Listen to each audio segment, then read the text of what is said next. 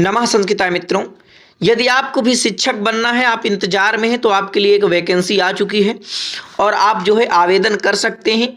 आवेदन करने के लिए आपकी क्या योग्यता होनी चाहिए? सबसे पहले यही है कि कौन लोग योग्य होंगे जो इसमें अपना फॉर्म डाल सकेंगे और कितनी कुल वैकेंसी है आपकी, ये भी मैं आपको बताऊंगा।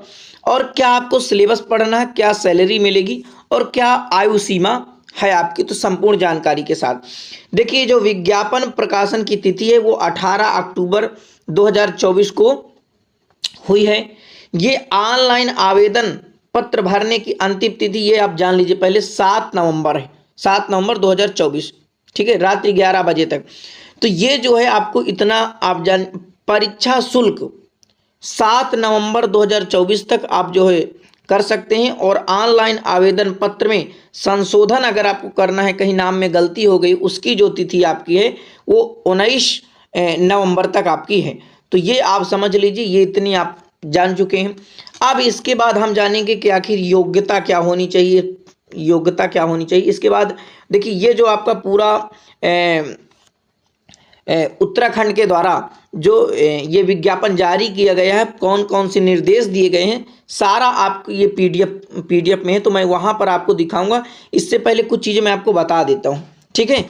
तो देखिए, योग्यता के लिए आपकी क्या होनी चाहिए, तो योग्यता में आप अगर शास्त्री किए हैं, ठीक है, अगर आप शास्त्री किए हैं और या आप बीए किए हैं, या आप बीए किए हैं और आपका बीएड है, ठीक है, जो है बीएड किए हुए हैं, तो आप इसमें जो है अपना फॉर्म डाल सकते हैं। जैसे यूपी टीजीटी का कोई बीए किया है और शास्त्री किया है और बीएड किया है, तो वो फॉर्म डाल देता है। तो ये हो गई आपकी योग्यता, चाहे आप जिस भी विषय से हों, ठीक है। और विषयवार भी योग्यता मैं आपको दिखाऊंगा, थोड़ा सा धैर्य रखना है आपको। योग्यता हो गई। इसके बाद हम सिलेबस आपका यहीं स्क्रीन में दिखाऊंगा, जैसे इसको आगे बढ़ाऊंगा, ठीक है। और आपका सैलरी कितनी मिलेगी ये भी आपको जान लेना चाहिए। तो देखिए, सैलरी इसमें अच्छी खासी सैलरी है आपकी। ये आपको सैलरी मिल जाएगी 57,600 रुपये। ये शुरू से आपका चालू होगा, यानी 57,600 से 1,51,000 तक चला जाएगा। कितना? 1,00,000 से 51,000 जो है ये पहुंच जाएगी आपकी सैलरी, ठीक है। ये हो गई आपकी सैलरी। आयु सीमा, अगर आप इतने आयु के हैं तो ही फॉर्म भर पाएंगे। ध्यान रखिए, यदि आप 21 साल के हैं तो आप फॉर्म को डाल पाएंगे। और लास्ट आयु, यानी इससे अधिक भी नहीं होनी चाहिए, 42 साल से अधिक आपकी आयु नहीं होनी चाहिए, नहीं तो फिर आप बूढ़े हो जाएंगे, फिर आप जो है नहीं भर सकते फॉर्म। तो आइए अब हम सिलेबस जानते हैं। आयु आप जान गए हैं, योग्यता जान गए हैं, और कुल पद कितने हैं ये भी आप जान लीजिए। देखिए, कुल पद इसमें जो है आपके हैं 613 पद हैं, 613। तो संपूर्ण जानकारी आपको बताऊंगा, कोई भी आपका प्रश्न रह नहीं जाएगा, ठीक है। संपूर्ण जानकारी आपको इस वीडियो में मिल जाएगी, संपूर्ण जानकारी आपको इसमें मिलेगी। चलिए आगे बढ़ते हैं, इतना आप जान गए हैं। इसके बाद देखिए, एक यहाँ पर हम जाते हैं 5 नंबर पेज में। तो 5 नंबर पेज जो आपकी जानकारी लायक है, 5वां नंबर पेज कहाँ है हमारा? 5वें नंबर का पेज ये है, ठीक है। हाँ, तो इसको पहले ध्यान से देख लीजिए। ये जो है रिक्तियों का विवरण क्या है, ठीक है। तो यहाँ पर थोड़ा मैं इसको भी हटा देता हूँ, कोई दिक्कत नहीं इसमें। तो यहाँ पर जो है प्रवक्ता संवर्ग सामान्य शाखा विषयवार कुल 550 पद हैं, ठीक है। यानी कि इसमें आप देखेंगे 550 यानी जो पुरुष के पद हैं, और महिला शाखा में कुल आपके 63 पद हो जाएंगे। कितने? 63 पद हो जाएंगे। जब आप 550 यानी पुरुष वर्ग के और प्लस 63 जोड़ देंगे तो आपका कुल पद हो जाएगा 613 पद आपके हो जाएंगे। तो ये आपका रहा। अब देखिए, किस विषय में कितने पद जो है खाली हैं ये भी आप जान लीजिए। जैसे आपका हिंदी विषय है, तो इसमें जो रिक्तियों की संख्या है वो कितनी है? 69 है, ठीक है। 69 ये जो है आपकी संख्या है। अब इसमें जाति वर्ग जो है, यानी कि ओबीसी एसटी कितने जो है पद हैं किस श्रेणी में, वो जो है आपको बताया जा रहा है। इसी प्रकार से तो हम जो है हिंदी और संस्कृत के विद्यार्थी हैं, तो हम संस्कृत को देखेंगे। तो देखिए, संस्कृत में आपके कितने हैं? संस्कृत में आपके कुल जो है 45 पद हैं, ठीक है। अनुसूचित जाति के कितने पद हैं? तो अनुसूचित जाति के आपके 8 पद हैं, ठीक है। और अनुसूचित जनजाति के कितने पद हैं? तो अनुसूचित जनजाति के 2 पद हैं। और अल्पसंख्यक पिछड़ा वर्ग जो है इसके जो है कितने हैं? तो ये आपके 5। इसी प्रकार से आप देख सकते हैं। तो ये रहा अपने अपने विषय के भी देख सकते हैं। इसके बाद हमें जाना है 8वें नंबर में। अगर ये नोटिफिकेशन आप पढ़ना चाहते हैं तो टेलीग्राम में पढ़ा हुआ वहाँ से पढ़ सकते हैं। अब 8 नंबर पेज में जाएंगे, ये कोई काम का नहीं आपके। देखिए 8 नंबर पेज में हम जाएंगे। हाँ ये अब यहाँ पर देखेंगे, ये अगर आप कोई महिला हैं, प्रवक्ता संवर्ग महिला शाखा के विषयवार कुल 63 पद। तो देखिए हिंदी में आपके कितने पद हैं? 2 पद हैं। ठीक है।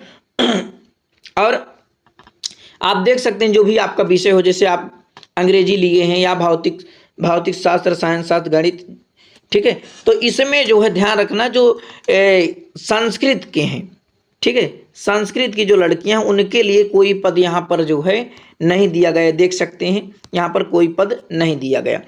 इसके बाद जो है हमें 12 नंबर पेज खोलना है। तो अभी हमारा कितना है? 8। और इसके बाद हमारा 12 नंबर पेज में, एक बार इसको मैं पहले से देखा हूँ तो ये 11 नंबर, हाँ तो इसको भी देख लीजिए। ये जो है आपको थोड़ा और आगे शायद इसमें है क्या, थोड़ा इधर इसको कर देते। हाँ देखो ये जो है पद का नाम प्रवक्ता संवर्ग, विभाग आपका माध्यमिक शिक्षा विभाग, पदों की संख्या आपकी 613 है, जिसमें से 550 पद सामान्य शाखा के और 63 महिला शाखा की हैं। वेतनमान जो है आप देख लीजिए, जो आपके नोटिफिकेशन में दिया है वही मैं आपको बताया हूँ। ठीक है, तो आपका 47,600 आपका वेतन है। ये जो है 1,51,100 रुपये तक जो है ये पहुँचेगा आपका वेतन। पद का स्वरूप जान लीजिए। आयु सीमा आपकी न्यूनतम आयु कितनी होनी चाहिए? 21 वर्ष और अधिकतम आयु 42 वर्ष होनी चाहिए। ठीक है, ये आपको। अब देखिए हम आपको संस्कृत और हिंदी के बारे में दिखाएंगे। तो यहाँ पर आप देखेंगे, ये देखिए हिंदी का, पहले मैं आपको हिंदी का ही दिखा देता हूँ। तो यही हिंदी का है, वही संस्कृत का है। ठीक है, तो आपको शास्त्री करना है या बीए किए हैं आप, ये देखिए बीए लिखा है और बीएड किए हैं, तो आप जो है अपना फॉर्म डाल सकते हैं। आगे हम संस्कृत में देख लेते हैं। देखिए प्रवक्ता संस्कृत, तो इसमें जो है क्या है, पहला यदि थोड़ा मैं इसे छोटा कर देता हूँ। ठीक है, किसी विश्वविद्यालय से संस्कृत में स्नातकोत्तर की उपाधि अथवा विधि द्वारा स्थापित किसी संस्कृत विश्वविद्यालय से आचार्य, साहित्य आचार्य, ये सब आप किए हुए हैं। यदि राजकीय या सरकार से मान्यता प्राप्त प्रशिक्षण संस्थान महाविद्यालय से आपने LT डिप्लोमा या भारत में विधि द्वारा स्थापित किसी विश्वविद्यालय से शिक्षा शास्त्र में स्नातक की उपाधि आपने की है, यानी बीएड किया है या शिक्षा शास्त्री हैं, तो भी आप जो है इसमें जो है आवेदन कर सकते हैं। इसके बाद हमारा 21 नंबर पेज में है, तो ये आप अपने अपने विषय का देख सकते हैं। ये देखिए प्रवक्ता गृह विज्ञान का और प्रवक्ता वाणिज्य विज्ञान का क्या क्या योग्यता है, सब वही योग्यता है और कुछ नहीं। बीएड आपको होना चाहिए। आयु की गणना ये सब आपको कोई ज़रूरी नहीं है कब से गणना होगी, इतना अगर आप 42 साल तक के हैं तो आप भर सकते हैं, कोई दिक्कत नहीं। अब ये हमारा हो गया। इसके बाद हमें जो है 21 नंबर पेज में जाना है, जो आपकी महत्वपूर्ण जानकारी। हाँ देखो 21 नंबर पेज में देखिए ये आप जान लीजिए, शुल्क आपको अनारक्षित की शुल्क जो है कितनी है, तो 150, यानी पूरी कुल शुल्क लग जाएगी आपको आवेदन की 172 रुपये लग जाएगी। ठीक है, वहीं अन्य पिछड़ा वर्ग की बात करें तो इनका भी जो है 172 रुपये हो जाएगा। वहीं अनुसूचित जाति की जो है कितनी लग जाएगी, तो ये आपकी जो है 82 रुपये लग जाएगी। और उत्तराखंड आर्थिक रूप से कमजोर वर्ग के यानी 172 रुपये इनका भी लग जाएगा। वहीं देखिए दिव्यांग यानी उत्तराखंड राज्य में संचालित, ये जो है इनका कितना है, तो इनका जो है 22 रुपये लगेगा। और जो है स्वैच्छिक राजकीय गृहों में निवासरत यानी अनाथ बच्चे, इनका कोई शुल्क नहीं है, बिल्कुल निःशुल्क है, तो कोई इनका शुल्क नहीं लगेगा। अब हमारा ये जो महत्वपूर्ण जानकारी है, यहाँ से आप देखिए जो वेबसाइट दी गई, यहाँ से आप क्लिक करके और अपना जो है आवेदन कर सकते हैं। अब हम आपको सिलेबस के बारे में बताएंगे मित्रों।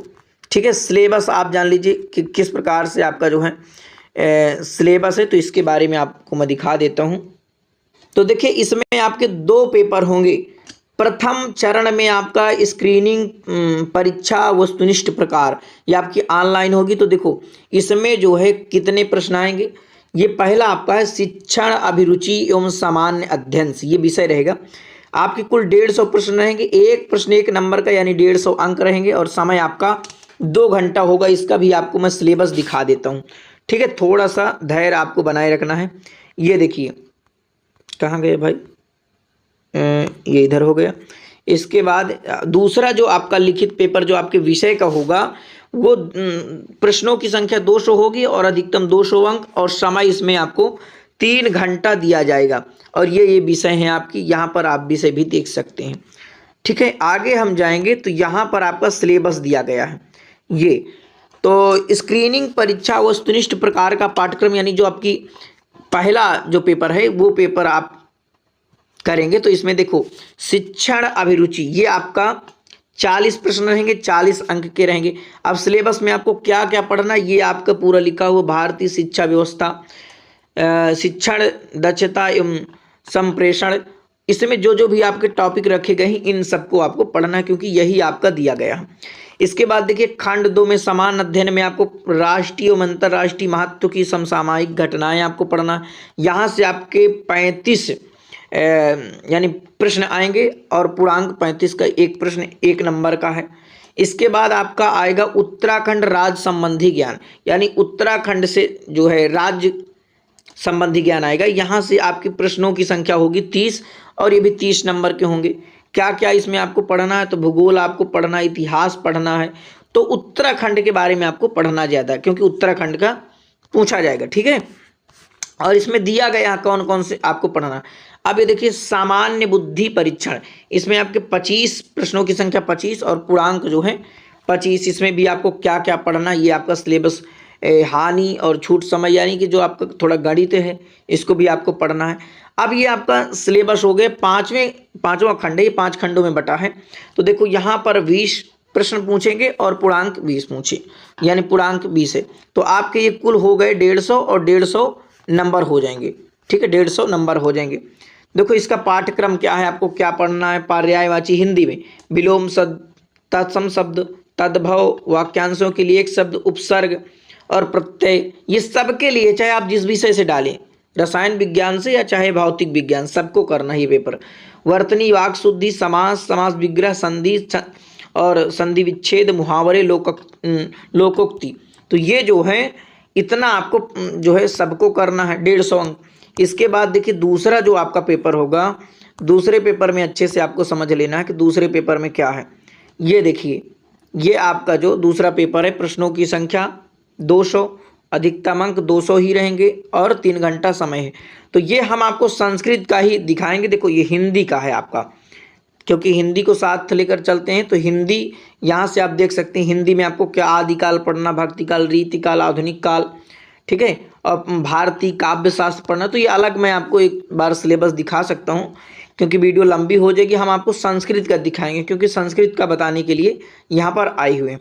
तो देखो संस्कृत में क्या पढ़ना है आपको, संस्कृत का सिलेबस है वैदिक साहित्य पढ़ना है।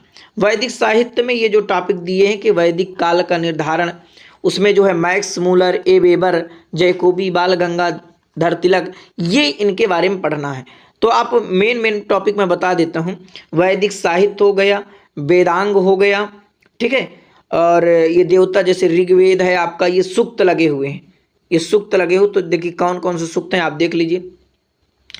और इसके बाद देखिए विषय वस्तु यानी संहिता, ब्राह्मण ग्रंथ, आरण्यक ग्रंथ, उपनिषद में आपको कौन कौन से उपनिषद, ईश, केन, कठ, तैत्तिरीय, बृहदारण्यक और वैदिक व्याख्या पद्धति। दर्शन में आपको पढ़ना है ईश्वर कृष्ण की सांख्य कारिका, और फिर सांख्य कारिका में आपको क्या पढ़ना है ये आपको यहाँ पर दिया हुआ है। इसके बाद देखिए केशव मिश्र की तर्क भाषा पढ़ना है।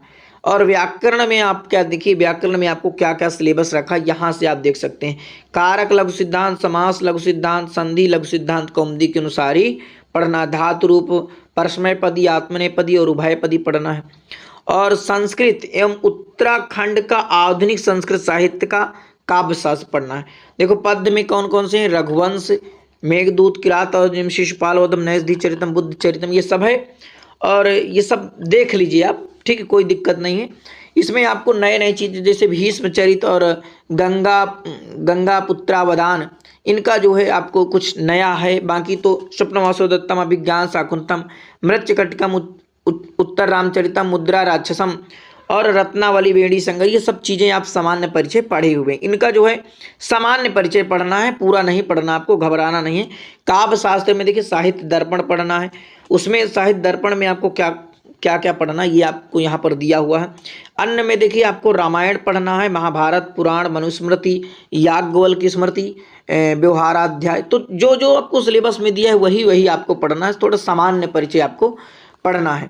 तो ये रहा आपका संस्कृत का पूरा सिलेबस। अगर अभी भी आपके कोई प्रश्न हैं जो अपेयरिंग वाले हैं वो नहीं डाल सकते, ध्यान रखिए। बस यही है आपकी संपूर्ण जानकारी, अपने मित्रों तक जरूर शेयर करिए। अगर कोई प्रश्न बचा है तो जरूर कमेंट करके बताइए। नमः संस्कृताय।